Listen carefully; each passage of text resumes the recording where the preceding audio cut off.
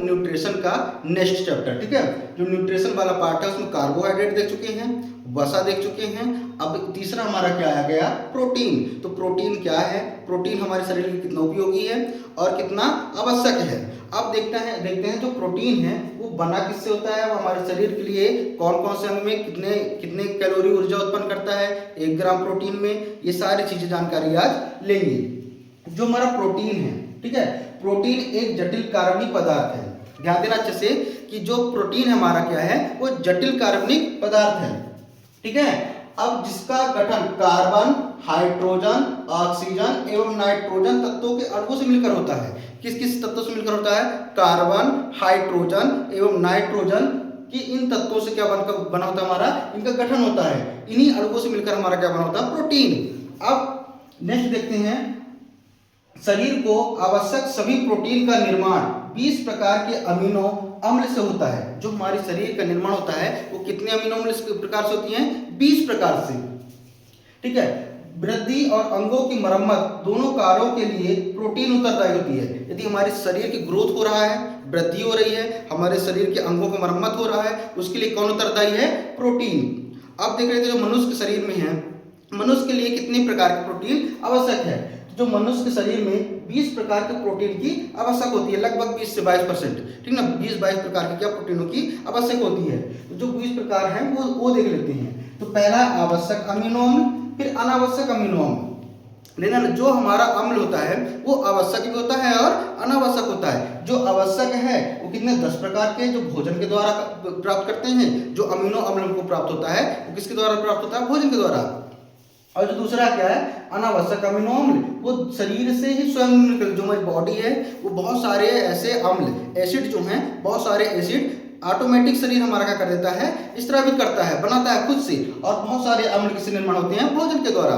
तो पहले जो हमारा अमीनो अम्ल है इसके बारे में देख लेते हैं। जो अमीनो अम्ल है, ठीक है, अमीनो अम्ल जिस बंध के द्वारा जुड़कर प्रोटीन का निर्माण करते हैं उसे पेप्टाइड बंध कहते हैं। जो अम्ल है, ठीक है, वो अम्ल जिससे बना होता है वो कौन सा बंध से बना होता है, पेप्टाइड बंध से।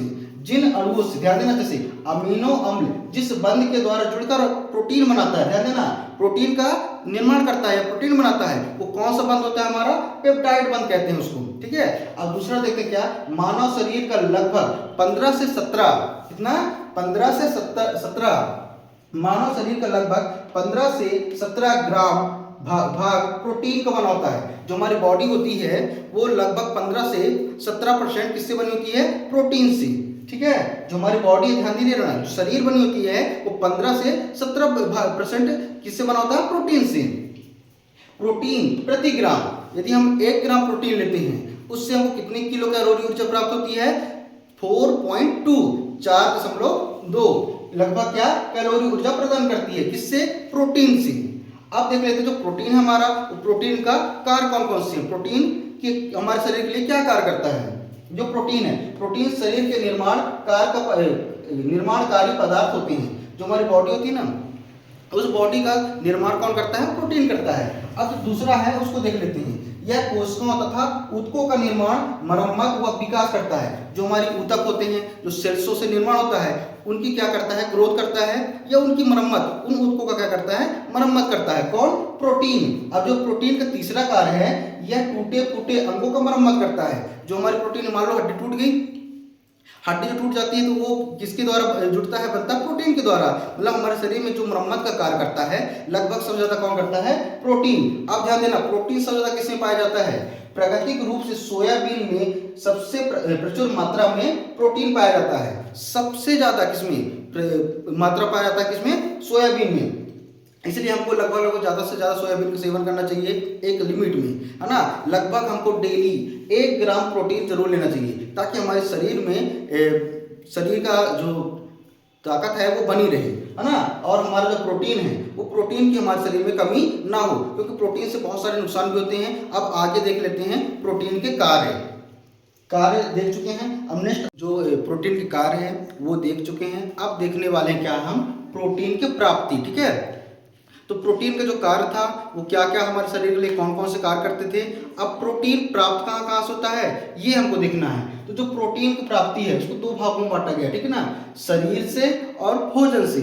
तो शरीर से हमको कौन से किस भाग से हमको प्रोटीन की प्राप्ति होती है, और भोजन के कौन कौन से भोजन करने से हमको कौन कौन से प्रोटीन की प्राप्ति होती है। तो पहला हम देख लेते हैं क्या, शरीर में। जो शरीर में रक्त है, रक्त से कौन सी हमको प्राप्त होती है प्रोटीन, वो देखना है। तो रक्त से पहला पाया जाने वाला जो प्रोटीन है कौन है, हीमोग्लोबिन।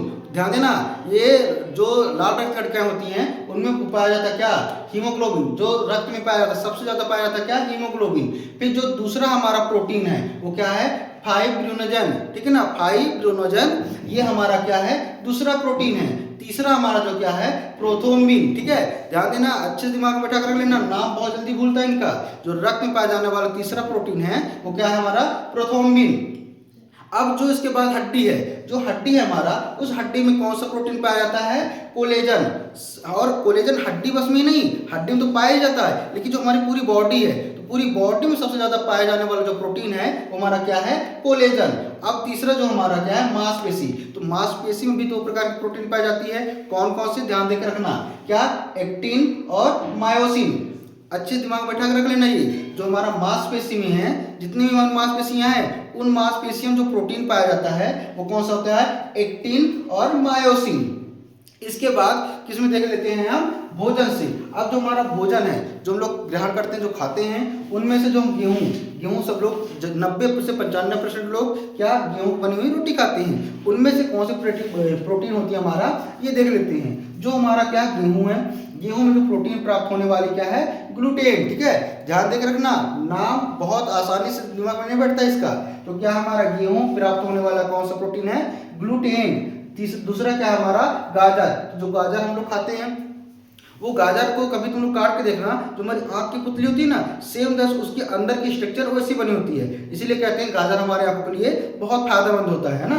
तो गाजर में कौन सी प्रोटीन पाई जाती है, कैरोटीन। ध्यान देकर रखना अच्छे से, गाजर में पाया जाना जो प्रोटीन है हमारा क्या है, कैरोटीन। और जो तीसरा क्या है हमारा, अंडा।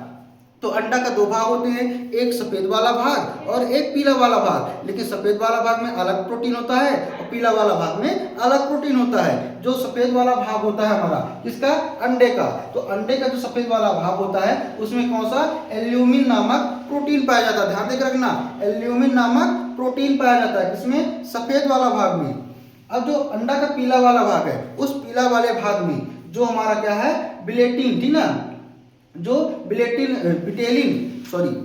नाम का प्रोटीन पाया जाता है किसमें, अंडा में। जो कौन सा वाला भाग में, पीला वाला भाग में। तो पीला वाला भाग में कौन सा नामक प्रोटीन पाया जाता है, तो क्या बोलोगे, बिटेलिन नामक प्रोटीन पाया जाता है। क्वेश्चन हमेशा ज्यादातर ऐसे ही बनते हैं। तो हम देख लिए, जो हमारा गेहूं है, ठीक ना, गाजर है, अंडा है। तो अंडा, गाजर, गेहूं, इनमें से कौन सा प्रोटीन पाया जाता है, रक्त, हड्डी और मांसपेशी, इनमें से कौन सा प्रोटीन पाया जाता है। और देख लेते हैं जो शरीर के और अंग है, जैसे बाल हो गया, नाखून हो गया। तो यहाँ पास लिख दिया हूं, बाल, नाखून, सींग, खुर। सींग, खुर इंसानों में नहीं, सींग और खुर जानवरों में पाया जाता है ना। जो किसका बना होता है, अल्फा केराटिन से, ठीक है। ध्यान देकर रखना, बाल और नाखून, सींग, खुर, इनमें जो प्रोटीन होता है, जिस प्रोटीन से बनी होती है कौन सा होता है, अल्फा केराटिन, ठीक ना, अल्फा केराटिन। ध्यान देकर रखना, नाम बहुत जल्दी भूलता है। अब जो हमारा प्रोटीन है, ठीक ना, उन प्रोटीन से होने वाली रोग या उन प्रोटीन की कमी से क्या होता, कौन सी रोग होती है, वो देख लेते हैं। जो प्रोटीन से होने वाला रोग है वो क्या है हमारा, क्वारियोकोर, ठीक है। ध्यान देकर रखना, नाम बहुत जल्दी भूलता है, क्वारियोकोर। फिर जो दूसरा हमारा क्या है, मैरास्मस, ठीक है। ध्यान देकर रखना, दो प्रकार की बीमारी होती है, किसकी कमी से, प्रोटीन कमी से। तो क्या हमारा, क्वारियोकोर और मैरास्मस। जो क्वारियोकोर है ये मुख्यतः किसमें होती है, बच्चों में होती है। बच्चों, इसके कारण शरीर मानसिक वृद्धि रुक जाती है और हाथ पैर सूख जाते हैं और पेट फूल जाता है।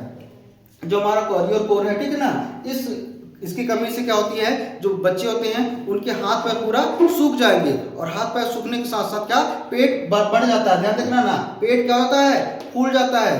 पेट डब्बे के समान हो जाता है ना, तो पूरी बॉडी पूरी सूख जाएगी और पेट बस उसका उभरा हुआ होगा। किसकी कमी से, क्वारियोकोर की कमी से। और ये कौन सा किसकी कमी से रोग होता है, प्रोटीन की कमी से। ध्यान दिमाग में बैठाए रखना अच्छे से, फिर तीसरा क्या है हमारा मैरास्मस। जो मैरास्मस है, तो मैरास्मस से क्या है, यह भी प्रोटीन की कमी के कारण होती है। इसे सूखा रोग भी कहते हैं, जिसमें शरीर सूख जाता है और वजन कम हो जाती है। जो हमारा मैरास्मस है, इससे हमारी पूरी बॉडी क्या हो जाती है, सूख जाती है ना, और इससे हाथ पैर पूरे पतले हो जाएंगे, इंसान बंदर जैसे दिखाई देना शुरू हो जाता है, एकदम पतले दुबला हो जाता है। किसकी कमी से, मैरास्मस की कमी से। अब जो हमारा प्रोटीन का स्रोत है, जो मुख्य ज्यादा स्रोत है जिससे सबसे ज्यादा प्रोटीन पाई जाती है, तो दूध, पनीर, मांस, मछली इत्यादि बहुत सारे ऐसे जो प्रोटीन के स्रोत हैं। तो ध्यान देकर रखना, यहाँ पास है दूध, पनीर, दालें, मांस, मछली, अंडा आदि क्या है, ये सभी प्रोटीन के स्रोत हैं।